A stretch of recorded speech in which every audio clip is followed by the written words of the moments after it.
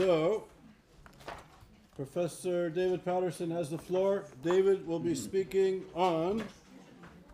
before we introduce you, is Marcus.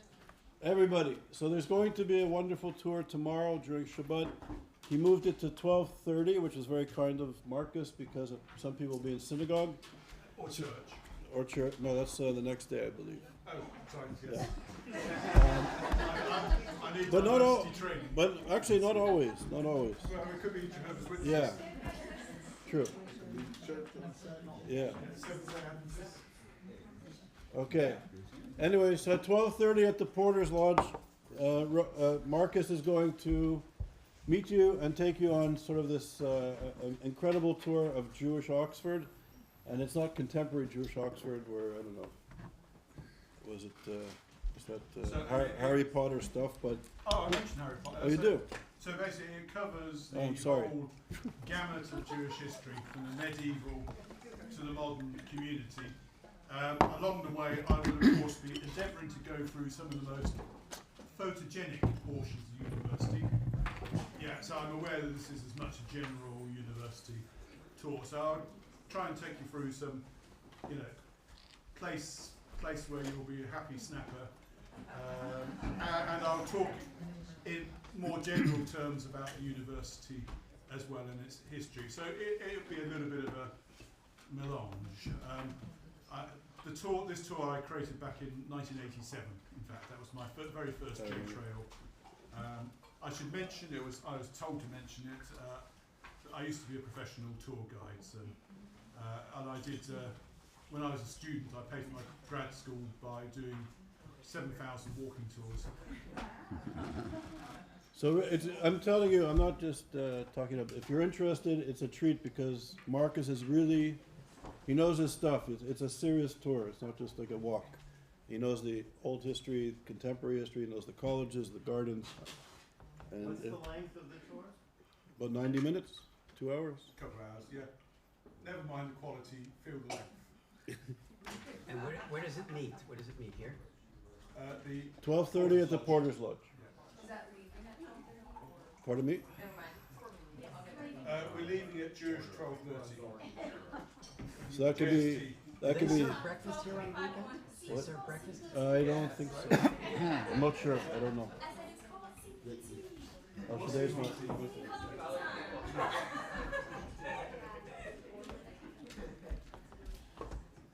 All right. I was going to start telling jokes, but... okay. So David Patterson, as you've met during the week, David is a senior research fellow at ISGAP, and he's really been a partner in crime in a lot of the work that we've been doing at ISGAP over the years, so it's wonderful that David is here with us. He is a member of the executive board of the Annual Scholars of Conferences on the Holocaust and Churches. He is the Hillel Feinberg Distinguished Chair of Holocaust Studies at the Ackerman Center and Holocaust Studies at the University of Texas at Dallas. He's lectured all over the world. He's well published, won all sorts of important academic book awards for his stellar research on the Holocaust. He's published over 40 books, 250 articles, academic articles. One of his books is Judaism, Antisemitism, and the Holocaust, Making the Connections, which it boggles the mind that in 2022, in this intellectual environment, you have to connect issues of anti-Semitism to the Holocaust because scholars in Holocaust, I can't say Holocaust, sorry, genocide studies, because we can't be too particular, are not only disconnecting the Holocaust and its uniqueness to make it genocide studies, but now scholars are actually divorcing or disconnecting issues of anti-Semitism from the Holocaust. It's pathetic, but this is, up until the early 1960s in the United States, scholars did not write about racism and slavery or racism and Jim Crow, right? They would look at the object of these realities to look at the victims for the success or failures of society. You're right. We're kind of going backwards. But on that positive note, David is lectured today. He'll do another one. Is Word, Blood, Redemption: the 3 pillars of anti-Semitism. Thank you for being here. Thank you, Charles. Thank you for the invitation to be here. It's an honor. I've had an exhilarating few days with some brilliant minds around this table, and I'm grateful to be here. First, a few words about my approach. We've talked about looking through a lens or a gaze. The approach that I take is kind of my default approach to just about anything is through the lens of Torah and Jewish thinking and Jewish tradition, precisely what the anti-Semite would obliterate from this world. My overall question here is to try to get at an understanding of what is the anti-Semite anyway. And it has a couple of very fundamental things in Jewish tradition and teaching and Torah kind of have alerted me to try to look at this in a certain way. First of all, the first temptation, the original temptation, is that you will be like God. I think much of anti-Semitism is about being like God, usurping the throne of judgment of God. Of course, you can't be like God unless you get rid of God, yet unless you kill God. The anti-Semites are the real deicides, actually. And the way you kill God is to kill God's witnesses. In one of the ancient texts, it's a commentary on Deuteronomy called the Sifrei. It's written, God says, when you are my witnesses, I am God. When you're not my witnesses, I'm not God. I need you to be my witnesses. And a second important point here is concerns, how do we understand the dearness of the other human being? What is the basis of that preciousness in the other human being, if there is any? It shapes everything else in our vision of the world, this question. And of course, in the Jewish tradition, which has been, goes into other traditions as well. It's not only Jewish.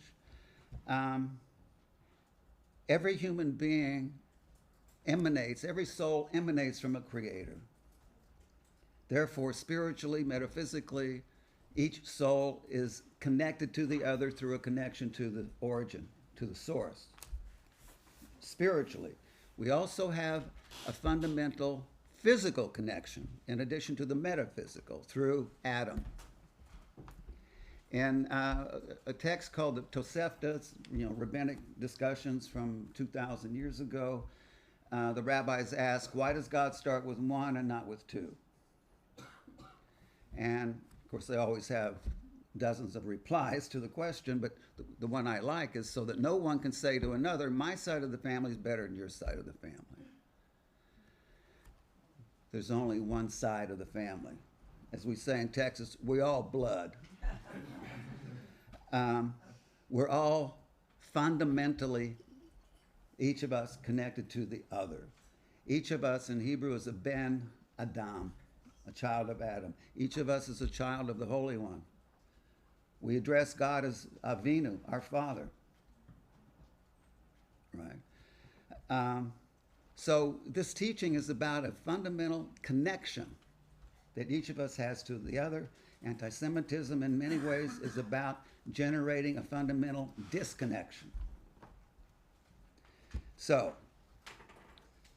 who are these anti-Semites anyway? How do I go to the next slide? Can I get to the next slide by enter? Up? So, Arrow? It's like the blind leading the blind.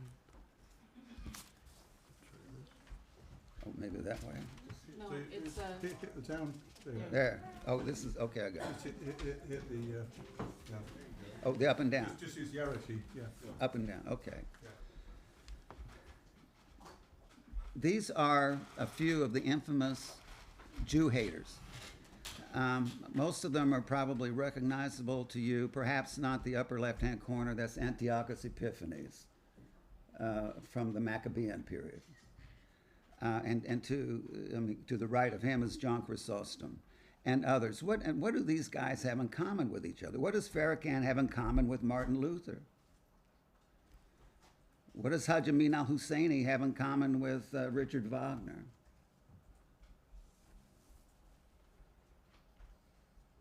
They hate Jews. What do they hate? And exactly what are they hating when you say they hate Jews? What are you hating? They hate that difference, or that perceived difference. Well, here are some Jews. These are Jews.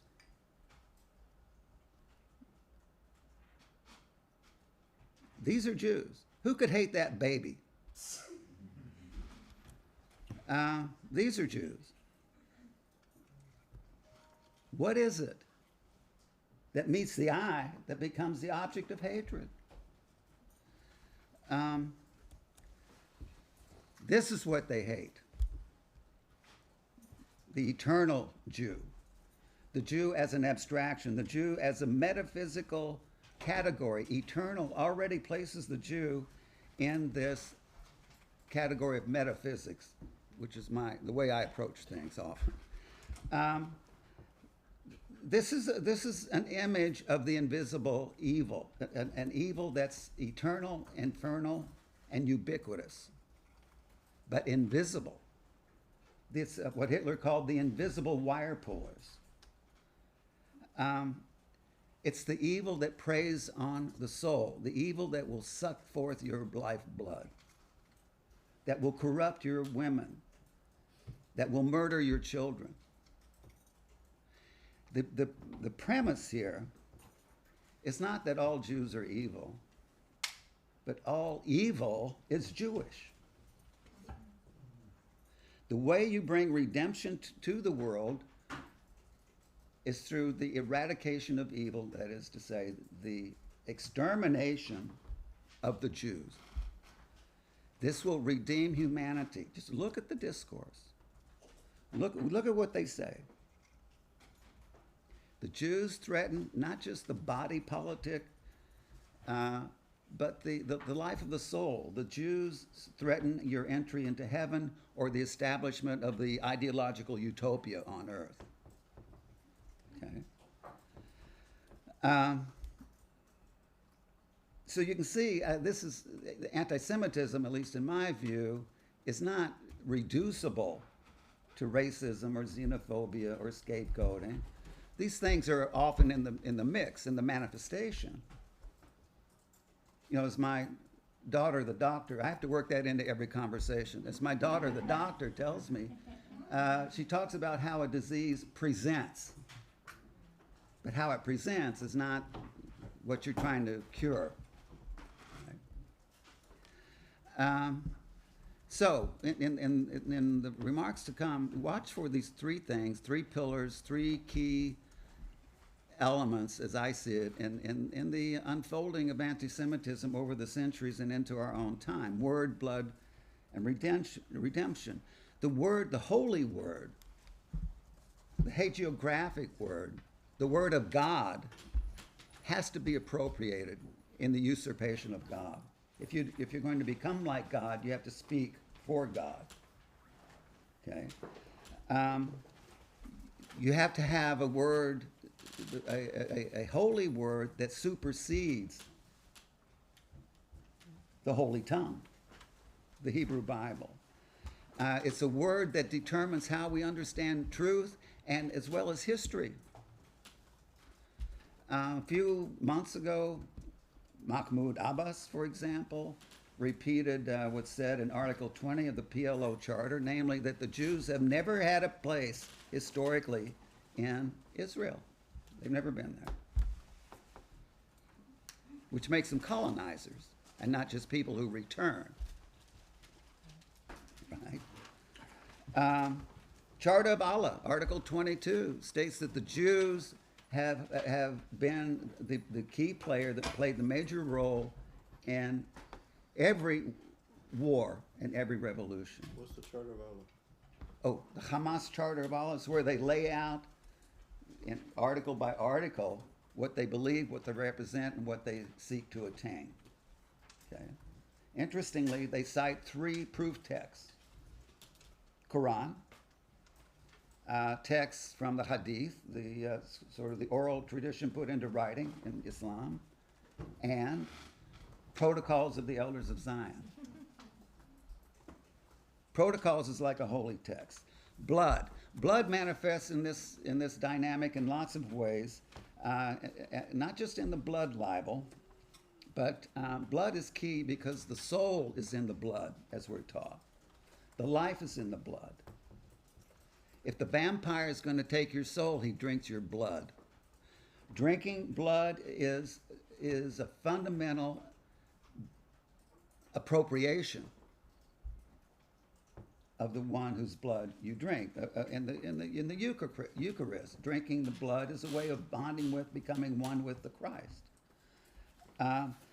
In Jewish tradition, we see where consuming blood is forbidden. We sometimes interpret Amalek as Amlak, a people who drinks blood. And indeed, on the 28th of November 1971, when Black September assassinated Wasfi al-Tal, the Jordanian minister in Cairo, one of the assassins went over and licked his blood off the pavement.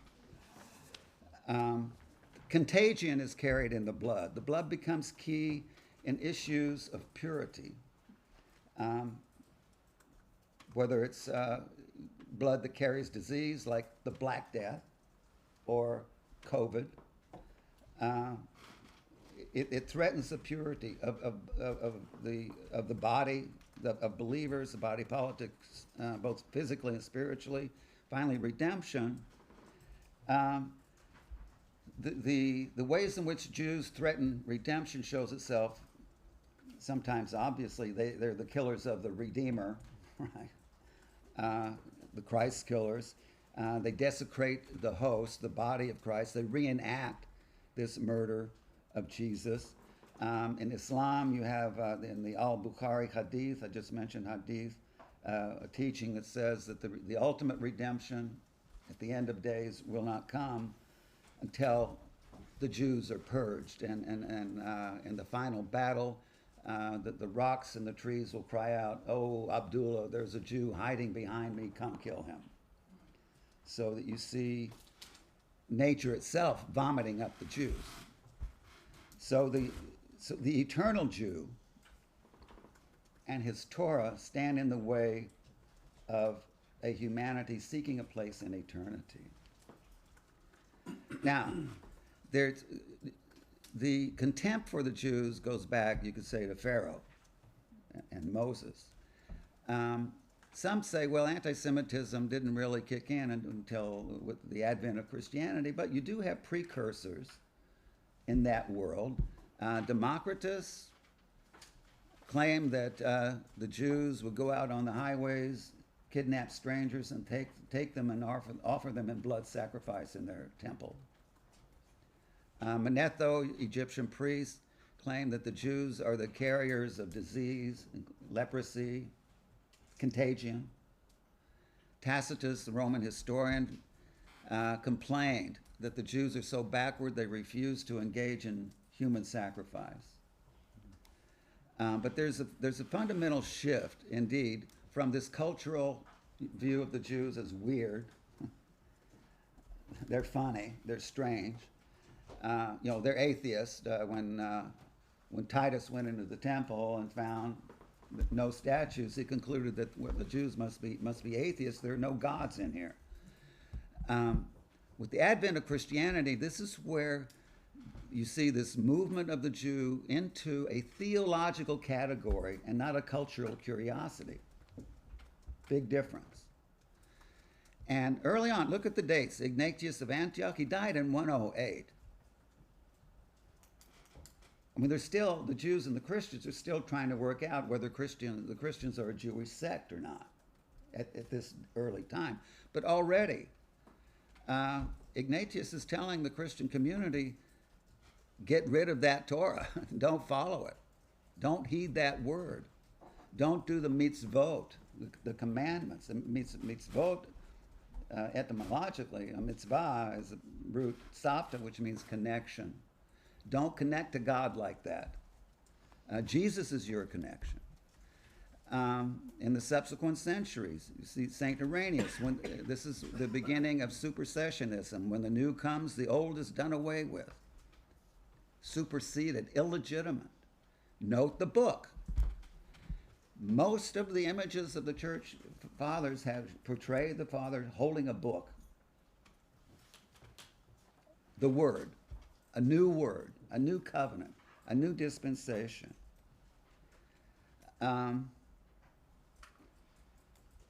As this continues to unfold, these are all saints, of course. Tertullian, Justin Martyr, Origen, Cyprian. Tertullian wrote a work called Adveros Judaeos, the contempt for the Jews, where the teaching of contempt makes contempt for the Jews into a religious duty, something holy and pleasing to God, like we saw on the slide that Lev put up in the tweet that you should go from the jihadists. You should go, kill the infidel. It's required by God. It's like a prayer. It's like praying. It's like one of the pillars. And Hassan al-Banna, the founder of the Muslim Brotherhood, says jihad is the sixth pillar of Islam. This contempt for the Jews becomes a pillar of Christianity, and the Jews, of course, soon take on the designation of Christ killers, or those guilty of deicide, which removes them from a human category. A human can't kill God. In other words, it opens up the way to a demonization of the Jew. John Chrysostom, note the dates. He died in 407, soon after Christianity, a generation after Christianity became the official religion of the Roman Empire. Okay, this is always a problem. When a particular religion is not just part of a culture, but is the official religion of the state. They worship the devil. Now, this demonization is tied to an understanding that the Jews reject and kill Jesus, not because they don't know he's the Messiah, but because they precisely know he's the Messiah. They know better than anybody else how to recognize the Messiah. They wrote the book. It's not like these, the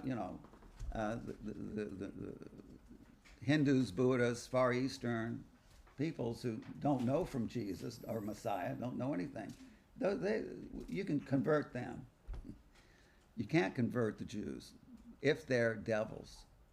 Nevertheless, in principle, the path to conversion remained open. St. Jerome, this is kind of the ultimate, a major appropriation of the word. You translate it. The Vulgate. Has anyone here wondered, well, why didn't they read the Hebrew Bible in Hebrew? Greek and Latin. Because it doesn't say quite what you want it to say. Right. Augustine and Jerome had corresponded about this translation project. I'm sure just about everyone here knows more than one language, and when you go from one into another, you do translating is interpreting. Right? Another move with regard to the word and used to delegitimize the Jews is the word of the law. Okay? How we understand law is directly tied to how we understand status of human being, the meaning of a human being, the value of a human being. Law determines value. The first thing the Nazis did April 7th, 1933, was to launch a vast program of legislation against the Jews. Everything done to the Jews under Nazi authority was legal. January 20th, 1942, when Reinhard Heydrich convened what's known as the Wannsee Conference, if you read the protocols online, the notes taken by Eichmann, he says a couple of times, everything must be done in a legal manner. We must exterminate a people lawfully. You understand? And the code, so this is, it's not a code of extermination, but you understand the law determines status, political status, social status. Now, with the advent of Islam, you have a similar pattern. The introduction of a new word, a supersessionist word, basically. It was pointed out this morning that the Quran, was it this morning? It blurs in my head. That in the Quran it states that the Jews falsified the scriptures. This is the book. This is the book. And you can find in the Quran, statements vilifying, demonizing, dehumanizing the Jews. The Jews are, soon become a source of corruption or contagion, certainly when they reject Islam. And early on, in the lifetime of Muhammad himself, the Jews were killed or expelled from the Arabian Peninsula. The Banu Qurayza, Banu Nadir, Banu Kanuka are famous cases. And you see, this is an old image of that expulsion and murder, purging the community of the Jew. This is followed by laws, codes of law, pacts. The word of the law, the Pact of Umar, second Caliph of Rashidun. This is early on. A more famous pact is the Pact of Umar II in 717, which outlined dhimmi status. Dhimmi means protected. And there's certain peoples designated as people of the book who, if they pay a tax, they enjoy the protection of the state. But again, the law, notice that the law determines standing of human. And on the basis of what? Here it's believer, non-believer. If you're a believer, you're more human than if you're a non-believer, so to say. The non-believers, again, are a source of corruption, and once in a while you see the non-believers purged from the body of believers.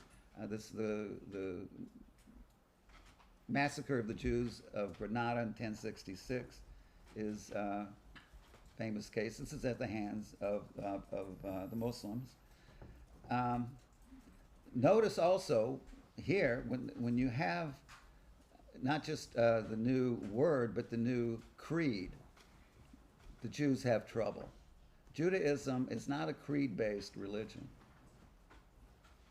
I mean, we didn't write down what we believe, I say, until Maimonides, who died in 1204, who was trying to explain, well, what do we believe anyway? Crucial to redemption in Christianity and Islam and other traditions is correct belief, the creed, the recitation of a creed, the affirmation that I believe, I believe, I believe. The non-believer has a problem, put it that way. In Judaism, the more crucial question is not what do you believe, but how do you behave? How do you treat your neighbor? That's much more crucial than what you believe. So in Judaism, we have this notion of the righteous among the nations. You don't have to follow Judaism to have a place with God. You just have to treat each other with loving kindness. Okay? So, when Ibn Tumart of Morocco decides he's going to purify Islam, this is a matter of correct belief. And even within Islam, within Christianity, within the traditions, you have this purification movement. It's not just against the Jews, it can be from within, right? Ibn Tumart is known to have said, "Come, let us cut them off from being a nation," the Jews, that is, that the name of Israel no longer, maybe no more in remembrance. The war against the Jews is a war against memory. The Primo Levi and Elie Wiesel, independently of each other, described the Holocaust as a war against memory. Memory of your own name. What do you remember when you know your name? We're told in our tradition, we have a teaching that says when you die and lie in the grave, the angel of death will come to you to take you into God's presence. But you have to be able to answer a question. And the question is, what is your name? To know your name is to know your tradition, the name of your mother and your father, how to answer when you're called by name to the task for which you're created. And Ibn Tumart is targeting not just the people of Israel, but the name and the remembrance. Okay? And this is in anticipation of the Almohad persecutions, which were again, these are efforts to purify Islam. If you note the dates, you'll see that these are taking place during the Crusades. Also a purification move, you might say, on the part of the Christians to purge the contagion from the Holy Land, right, of the infidels from the Christian point of view. During this period, you have the Fourth Lateran Council, where there were only a few measures against the Jews, but they were significant, including like wearing a marker on your clothing, for instance. And it's at this time that the Pope, Innocent III, declared that the blood of Jesus is crying out, is calling out for retribution, perhaps. And how do you atone for or recompense the spilling of the blood of Jesus, spilling the blood of the Jews? It takes the blood of the Jews to atone for the blood of that Jew. This is also the time of the advent of inquisitions. The medieval Inquisition, followed later by Spanish, Portuguese, and Roman Inquisitions. And the Inquisitions are about heresy, rooting out heresy, because the key to redemption is correct belief as prescribed by the Word, by the Creed. And the Nicene Creed of the year 325 was hammered out in a climate of Christians themselves don't know what they believe, or they argued about what they believe. What do you believe about Jesus? And part of what was happening at the Council of Nicaea was to identify heresies. Judaism, of course, is at best a heresy. Judaizing was certainly the heresy addressed by Spanish and Portuguese Inquisitions. So it's with the advent of Inquisitions, the renewal of establishing correct belief in the 13th century. You have the first, major burning of holy books and the Talmud in Paris in 1242. The Talmud especially was targeted. And this came at the instigation of Nicholas Donin, who was a Jew and converted to Catholicism at the time. And he got the ear of the Pope, Gregory IX. He said, hey, you know what's in that Talmud? You better take care of it. Now, my own theory is, with regard to the Talmud, among other reasons, is that the Talmud encourages questioning. Rabban Gamliel used to begin his classes, first century sage, by saying to his students, ask. And when they would adjourn, he'd say, go and ask further. God is in the question, not in the answer. God is the El, God, and She'elah, in the midst of the question. In a creed-based tradition, you can't allow a lot of room for questioning, for what we call machloket, right? Dispute.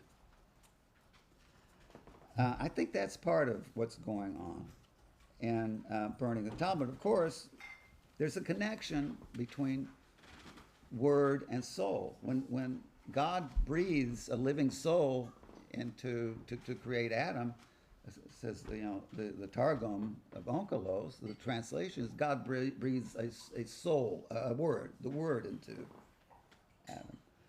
As it goes with the word, so it goes with the human. Word of scripture, word of law, word of books. It's the famous quote by Heine. When you start by burning books, you end by burning people.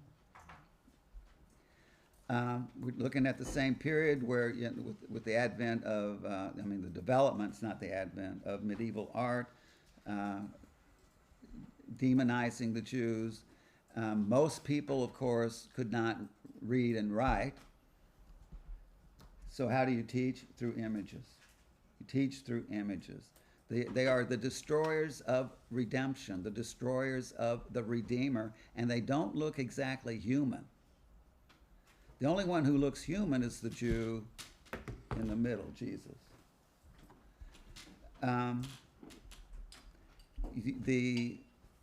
In Christendom, as already been pointed out, you have the first blood libel in 1144, and from then on it would reappear more and more. According to Robert Alter, there were more blood libel accusations in the 19th century than in all the previous centuries combined. In any case, it exists today in certain parts of the world. But the thing to note is that the blood libel is ritualized murder. It's a reenactment of the crucifixion. This desecration of the host is tied to blood libel, because when the host, being the body of Jesus, the wafers of the communion, that Jews would steal or buy from a corrupt priest, take it home and reenact the crucifixion by driving a knife or nails into it, and the wafer would bleed. A series of massacres, known as the Rindfleisch massacres, 20,000 Jews killed, came on the wave, in the wake of a series of blood libels, and you see the purification by fire. These Jews being burned as books are burned. Purification by fire comes again with the Black Death, 14th century. According to my sources, there are like 350 pogroms. People argue about how many thousand Jews were killed, but in any case, the point is that the Jew is a carrier of a contagion. Now, what is the contagion? I think the contagion is Judaism, as Alfred Rosenberg says, the Nazi ideologue. The contagion, in other words, is not that the Jews will, with their disease, will kill you physically. It's with their teaching and testimony, they'll kill your soul. Just like here.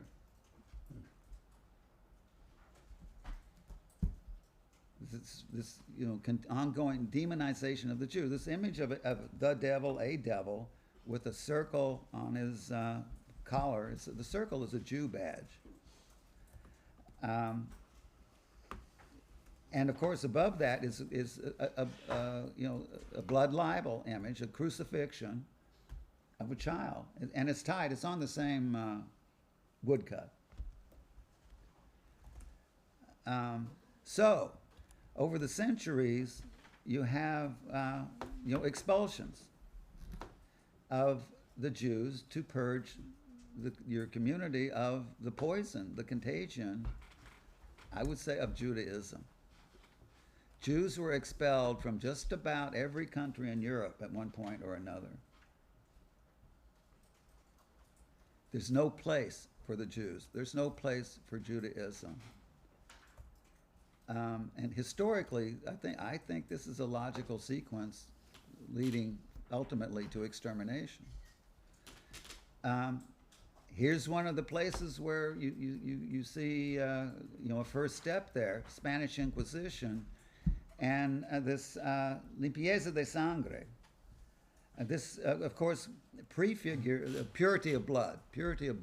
This prefigures various forms of race theory that would come later. The Nazis are about purity of blood. They're about rendering the world Juden rein,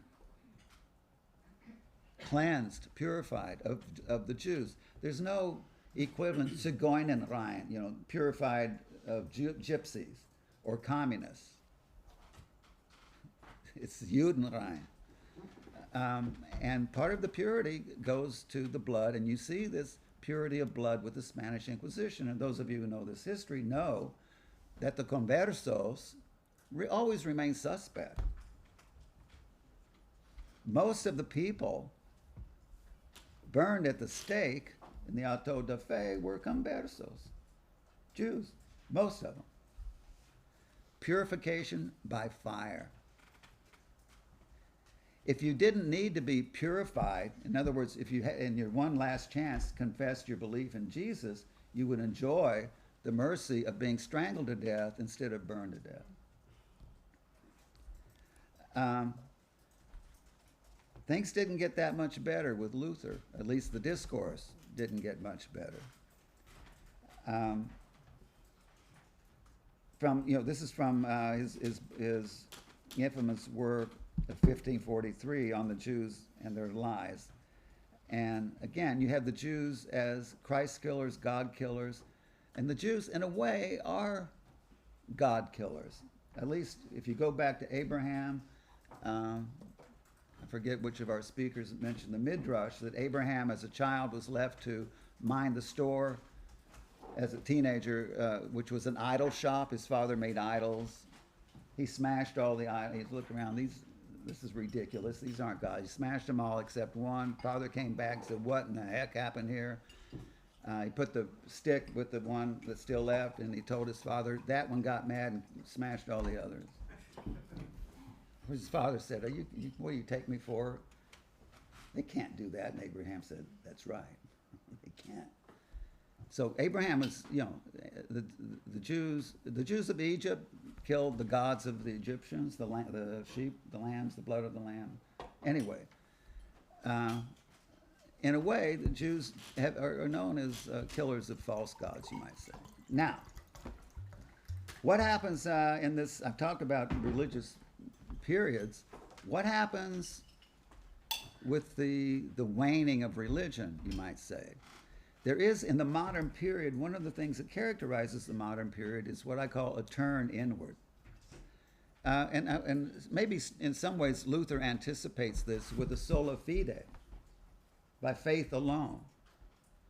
It's my inner faith that assures my salvation, not the dictates of the church or the indulgences of the priests, and the going to confession. It's my inner faith. With Kant, it's my inner reason to be autonomous, to be free, according to Kant. If you read The Grounding of the Metaphysics of Morals, is to be self-legislating through reason. Self-legislating. Wagner, you have the turn to the spirit, the Geist of the folk. Launching the folk into these kind of spiritual experiences through music, through art, through passion. With Nietzsche, it's the will. Others, it would be ideology. In any case, the autonomous individual becomes the ground of truth, meaning, morality, and so on, and not the relation to a commanding deity, which is what Kant would call a heteronymous relation. And they all had contempt for the Jews, who, for this reason, who followed the commandments of a higher authority. They have a slave mentality.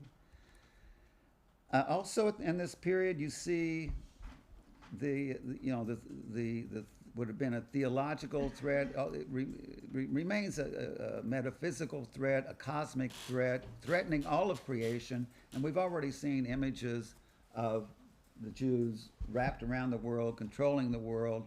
Images like these.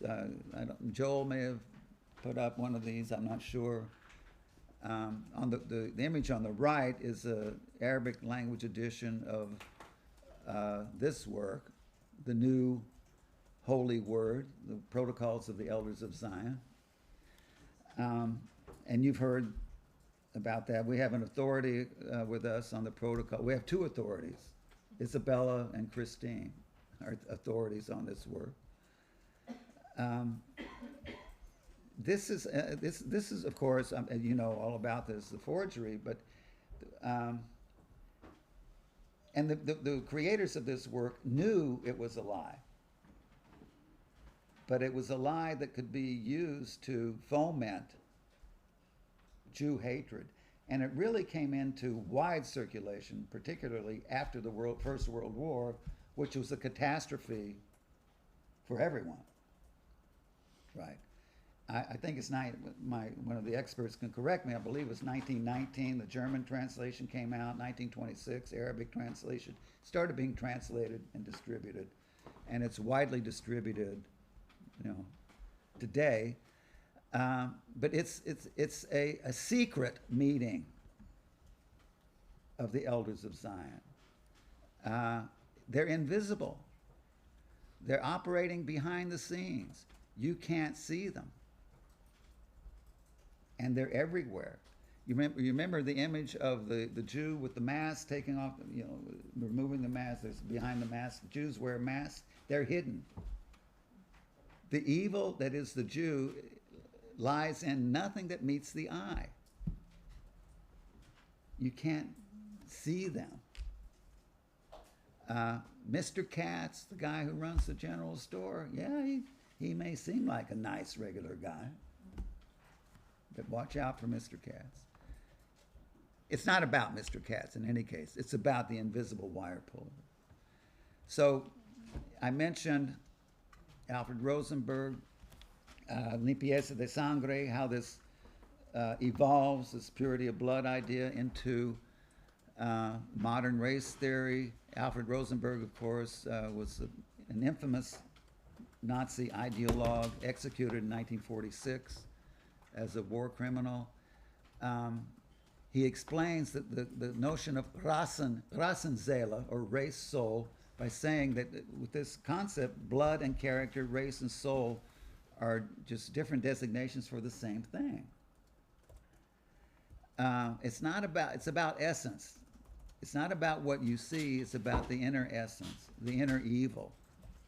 And he's also noted that the Aryan Geist is poisoned not just by Jewish blood, but by Judaism, because the ism is in the blood. It's limpieza de sangre. The ism is in the blood. Every Jew, whether with or without payas, right? Every Jew, whether religious or not, will test positive for Judaism. Therefore, every Jew has to be eliminated if you want to free humanity of the contagion. In November 1942, the Nazis entered Tromsø, Norway. Has anybody been to Tromsø? It's like 220 plus miles into the Arctic, north of the Arctic Circle. So there were 17 Jews there. That's not scapegoating. If I need a scapegoat, I don't have to go to the Arctic, right? Of course, this is a famous image, the contagion. I don't know if you can see the little stars of David and the communist Soviet Bolshevik hammer and sickle So, I have tried to lay out the themes, motifs, tropes of word, blood, and redemption here, and it continues, my next point, into our own time. Burning books, burning the word, just obliterating the word. The Nazis burned books in Hebrew, Bibles in Hebrew. They didn't burn the German Bibles. The Bibles in Hebrew they burned. And the supersessionist word, as I call it, shows up in lots of ways. I mean, some people sometimes forget about the Septuagint because it's pre-Christian. The translation of the Hebrew Bible into Greek, but this is a Hellenization of the Hebrew Bible. And there's an ancient tension between Hellenistic and Hebraic ways of understanding the world, and there are different ways that I won't go into now. I've mentioned the Vulgate, codes of law, Quran. Luther, of course, has to do his translation of the Bible. Modern biblical scholarship kind of desanctifies the word, so that the word of the scholar eclipses the word of the scripture. Nazis burning protocols, Hamas charter, I've mentioned all these. The blood libel recurs throughout the ages. These from clockwise from upper left. This is from 16th century, Simon of Trent. Upper right is from Der Stürmer. Lower right is a reenactment, a dramatization of blood libel broadcast on Almanar TV. It was mentioned yesterday, I think. Lower left is an image from a cartoon from Arab language media. But check this out. This is a painting by Giovanni Gasparo, Simon of Trent, famous blood libel case. And note the wound in the side, like Jesus, right? This is painted in 2020. A recognized painter. Blood libel coming from top officials. Mustafa Tlass, Syrian minister, wrote a book called The Matzah of Zion. You get blood libel from Omar Barghouti, founder of BDS. We may hear more about him next week. In a lecture at UC Riverside, he claimed that the Israeli soldiers go hunting for Palestinian children every night, like it's a sport or something. That's a blood libel. This business about, the Israelis were first on the scene in Haiti, but they were there to harvest organs. That's a blood libel. And of course, the protocols libel. Barghouti said that the reason that the U.S. has a friendly attitude toward Israel is that the Jews control the American government. Do you remember the SARS epidemic? Some of you are too young. This is before you guys were born. 25, 30 years, I don't know. Some years ago, at least 20 years ago, there was an epidemic kind of like COVID in Southeast Asia. Everything was shut down. At the time, I had an invitation to speak at 3 Chinese universities about American Jewry. I said, okay, and I asked them, what would you like for me to talk about exactly? And can you tell us exactly how the Jews control the American government? And it wasn't, I don't think it was malicious or anything. That's what they thought. Here you have other manifestations of the importance of blood. This is, you may remember the so-called lynching of Yossi Abrahami and Vadim Noritz. Again, before your time for some of you. And notice how this is imitated. This is on the right, is a picture from a kindergarten graduation ceremony. It's not just brutality. It's holy. The spilling of blood is holy. And of course, I mentioned Amlak is people who licks blood. This famous statement from a shaheed who was a terrorist who was about to blow himself up. In his video, he says, "We drink the blood of the Jews." So that the spilling the blood of the Jews is a pathway to redemption. Now, one of the reasons that the shaheed is so honored in certain quarters of jihadist society is that he wins salvation not just for himself, but for, I think, 70 members of his family. They get a ticket to paradise also. So they'll have a shrine of him in their home, right? Or they'll name a school after him. The promise of redemption, again, I've talked about this. I won't spend a lot of time on it. The problem with the Jews, again, is not that, this is the promise, if whoever believes shall not perish but have everlasting life. But if you don't believe, the wrath of God abides upon you. The wrath of God abides on the Jews not because they're murderers and rapists and organized crime lords, but they're non-believers. You have the similar creed-based tradition in Islam, so that spilling the blood of the non-believer becomes a ticket to paradise. In the time of the Crusades, there were priests who preached that anyone who kills a Jew will have his sins forgiven. Washed in the blood of the Jew you're killing. The higher levels of the ecclesiastic hierarchy said, no, that's not how you get to, at the time, that's not how you get your sins forgiven, but it was preached in some places. Later,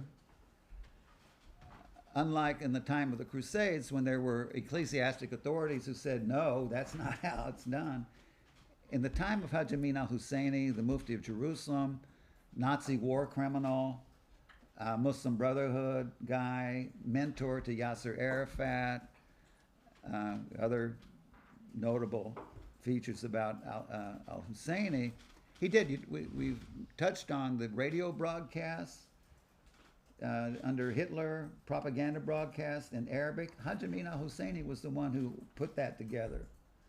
And he preached over and over, both in Palestine during the Arab riots, 1936-39, and with the Nazis, that whoever kills a Jew is assured a place in the next world. And I don't know of any Muslim clerics who said, no, Haj Amin is all wrong about that. Some may have said it, but I've never heard it. There are. We'll hear, next session we'll hear a few. Okay, good. 400? Okay. We're Not going, that time, but afterwards. At the time, were they denouncing Haj Amin? Yeah, out of India they were, and that was a separate kind of denouncing. Okay. Not in the Middle East because it was the opium of the masses.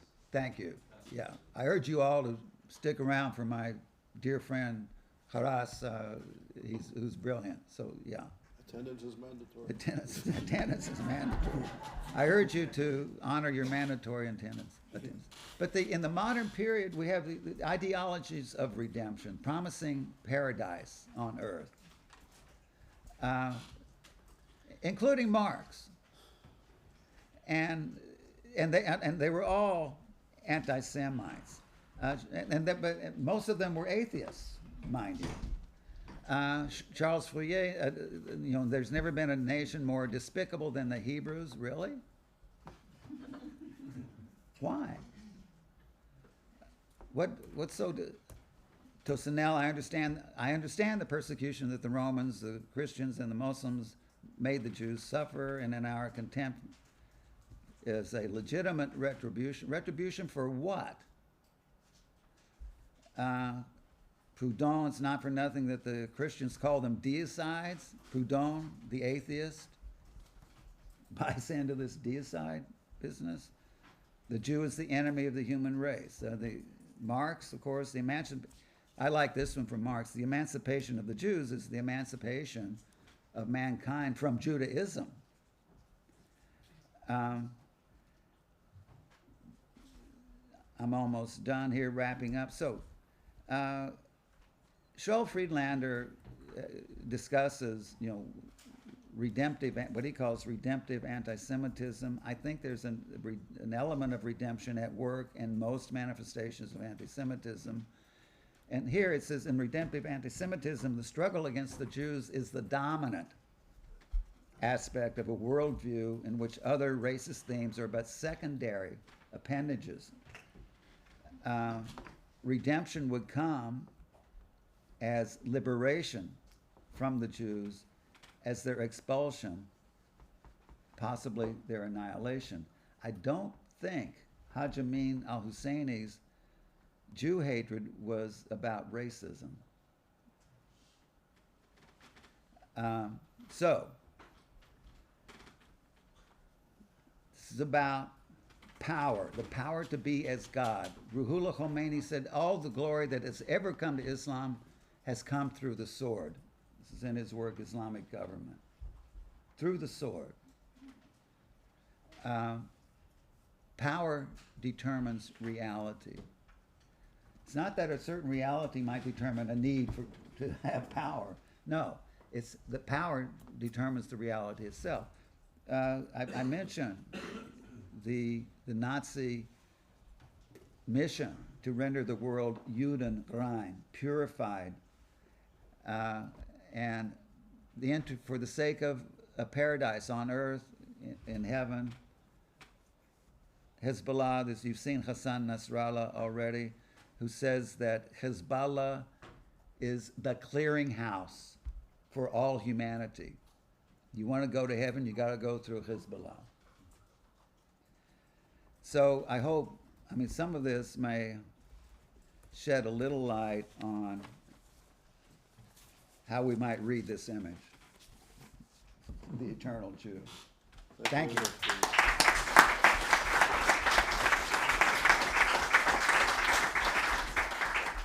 Thank you for putting into context a lot of what we've been discussing all week. So, comments and questions. So. Thank you. That was really good. What I like for you to go back a little bit on the legal side. You got all this about the the metaphorical, the religious.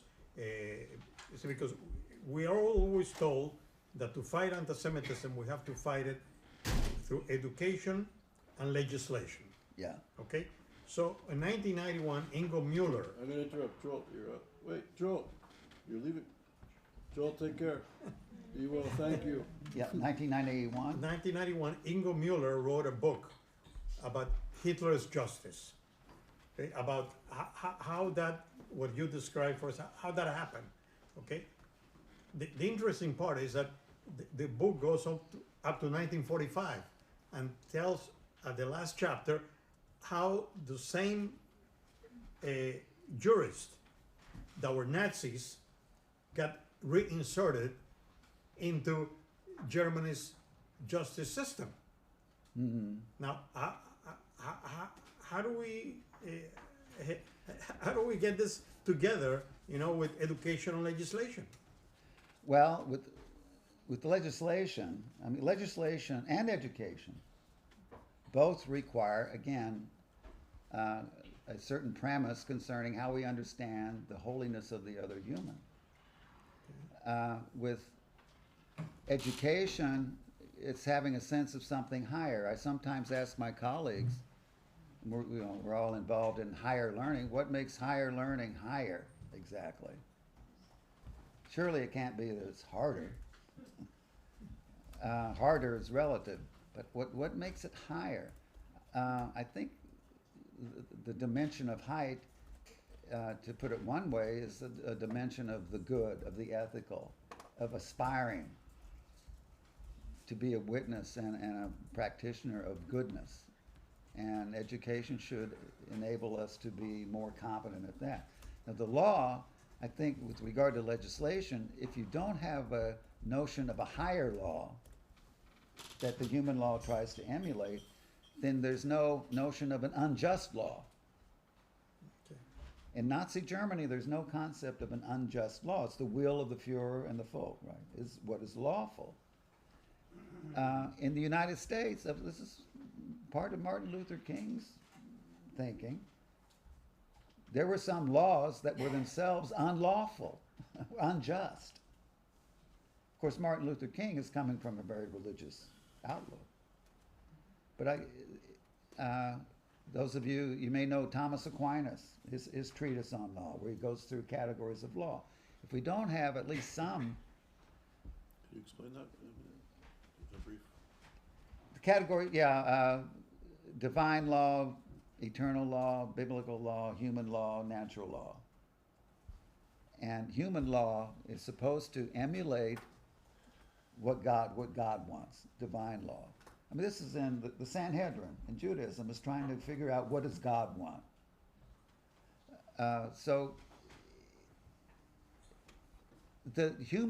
Unless human legislation can be understood to be flawed in the light of a higher principle, then I don't think legislation will necessarily help.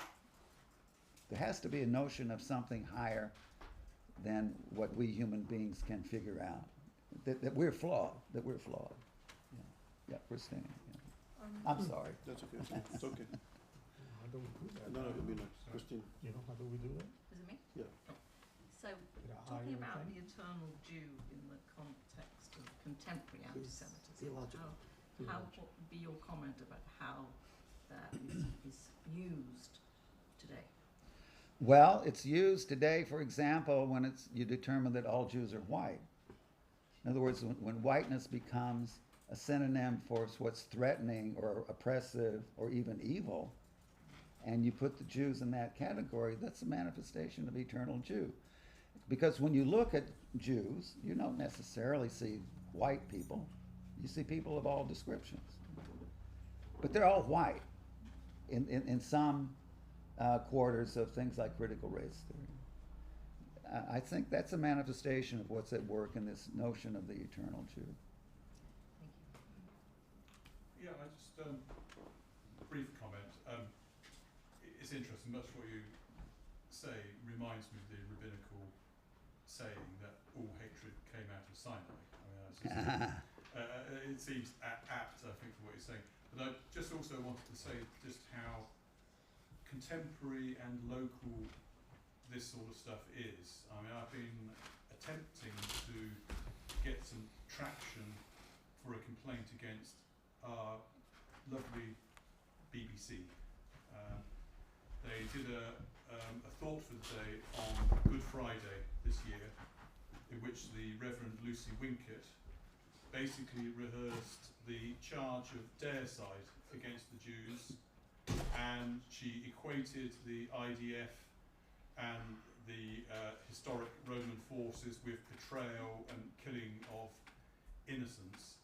I wrote to the Archbishop of Canterbury to complain. I got flannelled with their interfaith officer telling me that it was not so.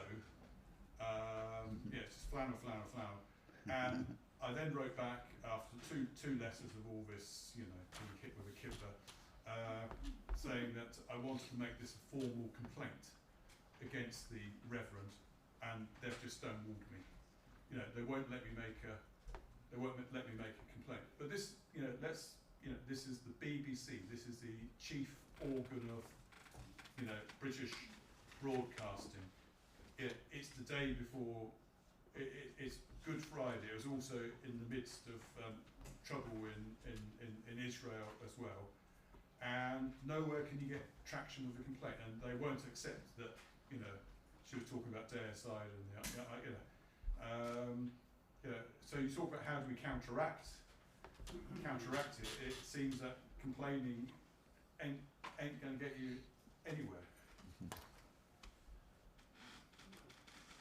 Hey, David, the old adage, what came first, the chicken or the egg? So, I mean, when you traced the issue of blood through the centuries. Mhm. So where did it all start? Where's the first mention? Where the myth, was it from the Gospels where let his blood be upon us? Was it the issue of deicide? Was it the issue of the blood libel that it began? But what do you see as Well- the beginning of the issue of drawing Jewish blood? What does it trace back to? Well, blood in the scriptures is a very powerful image, symbol, signifier in the sacrificial rituals. The blood of your brother cries out to me, Right. God says to Cain. The bloods, plural. Don't stand idly by your brother's blood. There's the blood. Those of you who study, the details of sacrifice in the temple know that blood is handled very carefully, in a very strict manner. So blood, life, soul are interwoven. So it's in the case when they say let his blood be upon us, when Pilate was there with Jesus, let his blood be upon us and our descendants. There's a certain irony there because it's the blood of Jesus that washes people free of their sins, and yet it taints the Jews. Right. So where does it begin? It begins, blood, I don't know, blood in many traditions has a very powerful significance. What I'm talking about is the issue of blood in where was the Jew? inspiration that drew the world to want Jewish blood? Where did that begin? Was it the myth of the blood libel? Is it before then in your?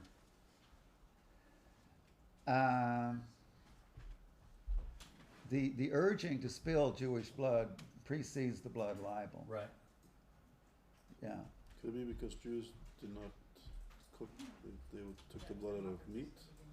No, but I think his question is, They refuse to consume blood. Yeah. Yeah.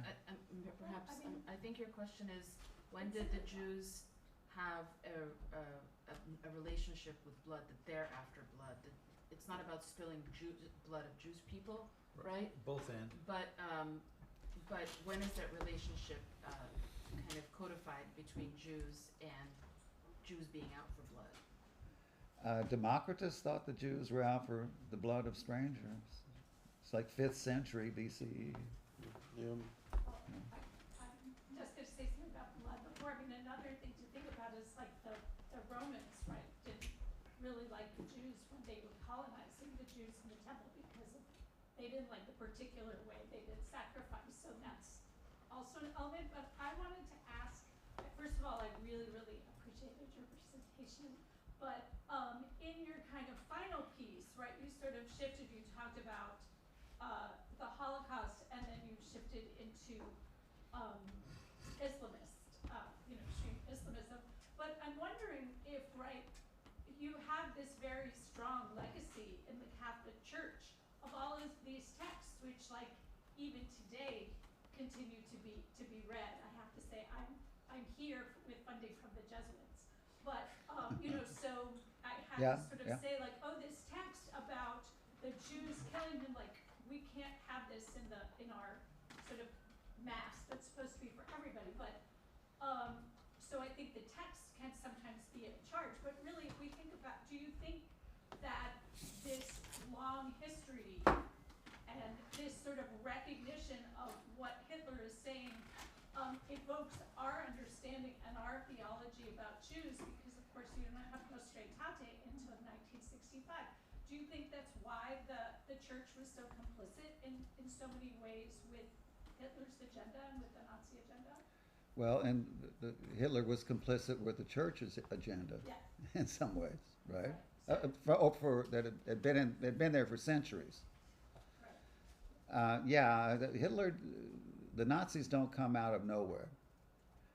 There's a lot of preparation of the ground for them, both religiously and ideologically.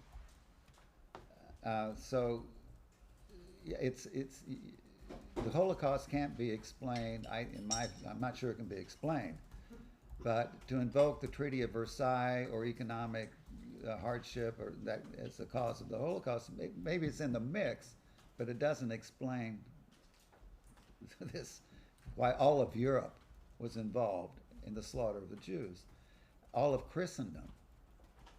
Sometimes I've been asked, how could it happen? How could the Holocaust happen in the heart of Christendom in an enlightened Europe?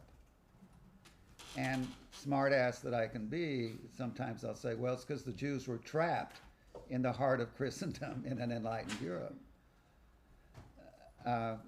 So yeah, the churches were generally complicit with the Nazis. There are important exceptions on the part of individual Christians. There were more than 1,000 priests in Germany, priests and clergy, sent to the camps. Bernhard Lichtenberg's famous case, and others. Right, and then when the Dutch Catholics read the letter, an anti-Hitler letter in the pulpits, that's when they sent all the converted Catholics. I mean, all the Jews who were previously Catholic. Or, the Catholics who had been Jews, that's when they send them. They deport them, and that's where you get the complication of Edith Stein. Yeah, yeah. She was deported in that particular date. Yeah. Well, And they didn't say anything else. that's a problem. Yes. And the church wouldn't even stand with their own priests. Those who stood up, or pastors, they were on their own, pretty much. There was no institutional standing with them. So you have to, recognize the immense courage of those people who did stand. Karen? I just wanted to thank you very much. It was fascinating and I learned a lot. Just wanted to add another example from a documentary that I think came out in 2019, 2020, The Accountant of Auschwitz. It is a documentary about the last trial of a Nazi that was actually the person who would deal with the money in Auschwitz of prisoners and the people who got murdered. And in the trial, he tells about the horrible, so trigger warning, it's harsh. He tells about the horrible case where a Jewish mother comes with the trains and tries to hide the baby. The Nazi finds the baby and takes the baby and hit it on the actual train and the iron until the crime stops. And he's asked to tell something about it, and he said, and this is like I think like the core of the justification. He said, was just like the devil in their blood. Like it was like it was clear we needed to kill them. So, and I think it was for me, I don't know like if you found other evidence for this, but for me it was the first time when I actually heard about devil blood in the Holocaust, and not like so yeah, I just wanted to show that the example. Yeah, if you can stomach it, you might look through images from Der Stürmer over those years, and you get those associations there.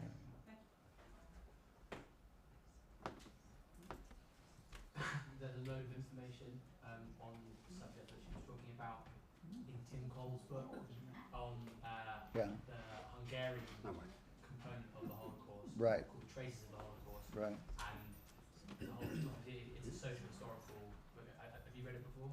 Yes, and the Hungarian case is a very important one, and it tells you a lot. Because a lot of the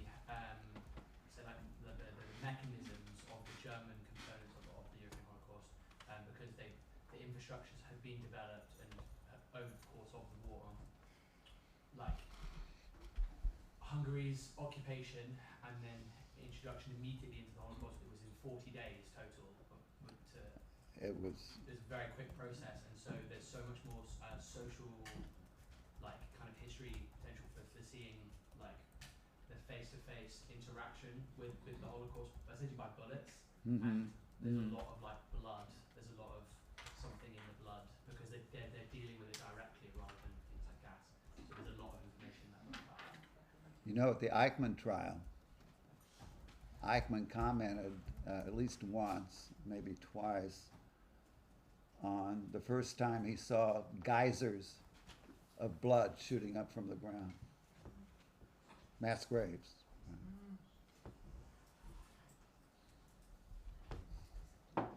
Yeah, the Hungarian case is very, in a way, well, they all have their own unique features, but more Jews were murdered in Auschwitz in 2 months, in May, June, into July of 44 than in the previous 2 years. So, I mean, it's lightning speed. Yeah. And the war is lost. They The didn't- war is already, in other words, and they're but- doing it knowing the war is lost. But they didn't want to lose the war against the Jews. Jews, exactly. That was the remaining war. That, Yeah. yeah. That was the war. This is a bit beyond, I think, what you're talking about, and this is beyond what we've spoken much about this whole week so far. But in responding to anti-Semitism from people who are Jewish and post-Jewish themselves, do you think there's a different way we respond to it, or do you see it as the same thing, if you're Jewish or not, and you believe you're saying this stuff? Well, if you're Jewish, you have your own responsibility. You have a Jewish responsibility. Sometimes when I'm asked, what should we as Jews do in response? And my short answer is, be Jews. You know, follow your Judaism. Don't apologize for it. Follow it with joy and thanksgiving. Openly. And don't stand idly by your brother's blood. Now, the latter can apply to any human. The Jew is a brother or sister to any human who is summoned, don't stand idly by your brother's blood. So I think Jews and non-Jews are summoned, in my view, from on high, to say something, to do something, and not be silent in the face of demonization, delegitimization, lies, murder of Jews, because as Charles sometimes quotes Elie Wiesel, what begins with the Jews doesn't end with the Jews, because the question is not a Jewish question, it's a human question. It's a question about what constitutes the holiness of a human being. The Jews are summoned, chosen, to say to the world, as a light unto the nations, every human being is chosen is entrusted with the care of someone who's infinitely precious, infinitely dear. Jew or non-Jew. Every soul enters this realm on a mission. And every soul is indispensable to all of creation. So the response, and anywhere you see anti-Semitism, racism, hatred, I don't know if I mentioned, but I don't think anti-Semitism is a form of racism. For the reasons I just now said, I think racism is a form of anti-Semitism. You have to oppose this Judaic teaching about holiness of a human being in order to arrive at a racist outlook. So the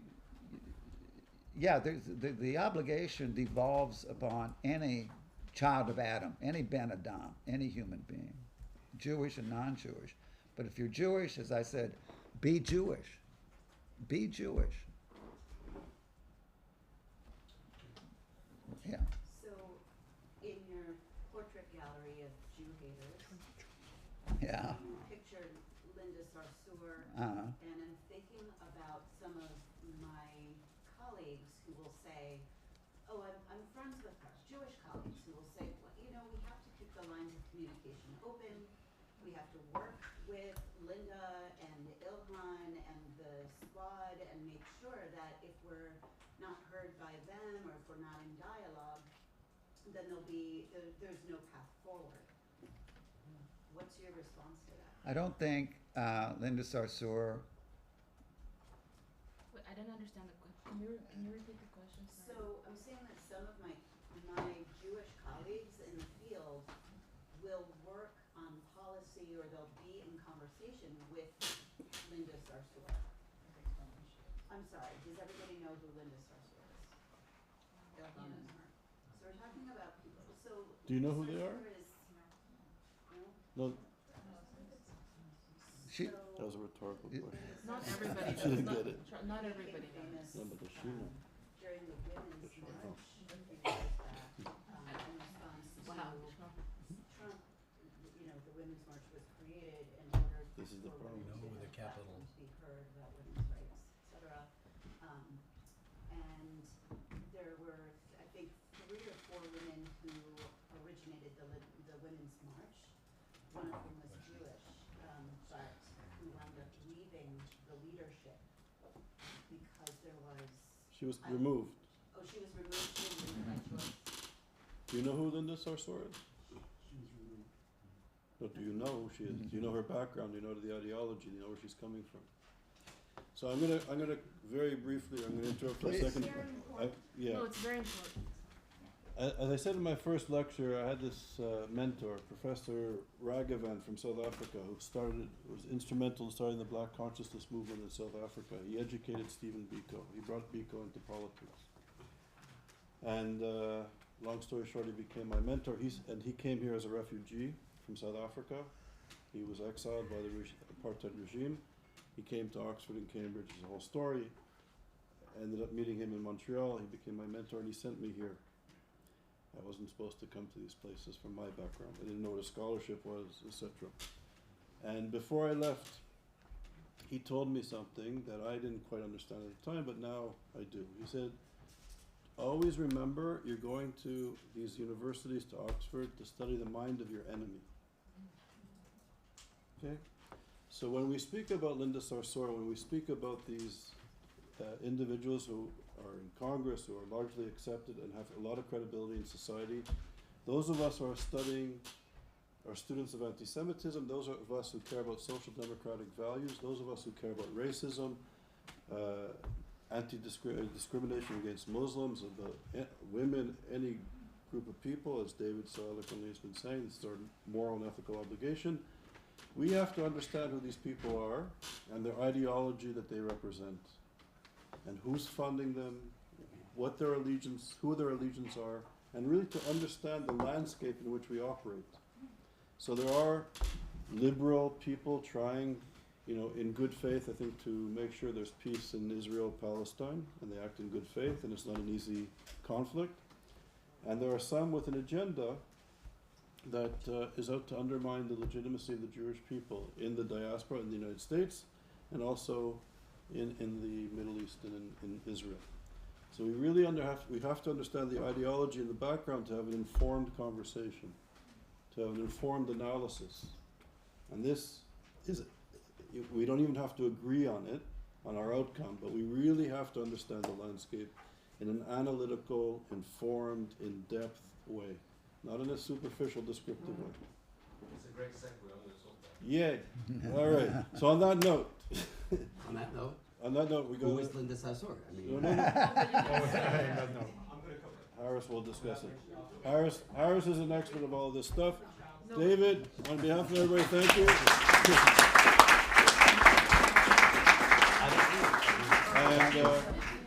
And actually, this is a wonderful group. Have a wonderful coffee, and we'll come back with Harris for food. Who will that?